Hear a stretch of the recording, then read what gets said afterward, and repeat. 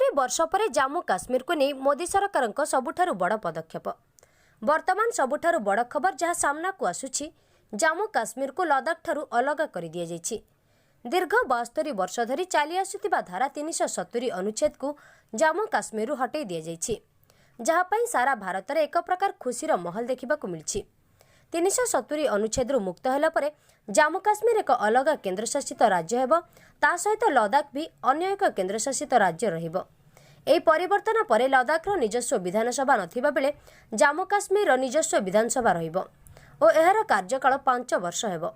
आगरो जम्मू काश्मीर लद्दाखर गोटे अंश थिला और ताहार कार्यकाल 6 वर्ष थिला।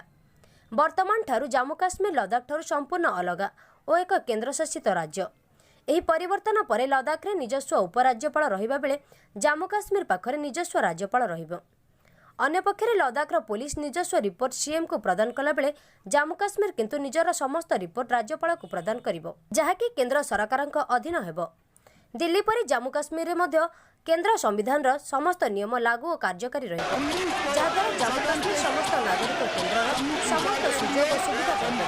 अनुरूप जम्मू और काश्मीर की राज्य की विधायी शक्तियां इस सदन में निहित होने एवं राष्ट्रपति द्वारा भारत के संविधान अनुच्छेद 3 के प्रावधान के अंतर्गत जम्मू और काश्मीर पुनर्गठन विधेयक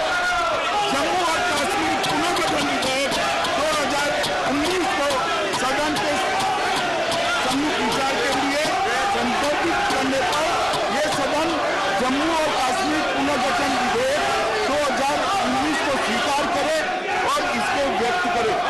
महोदय, मैं प्रस्ताव करता हूं कि जम्मू और काश्मीर पुनर्गठन विधेयक 2019 को पुनर्स्थापित करने की अनुमति दी जाए।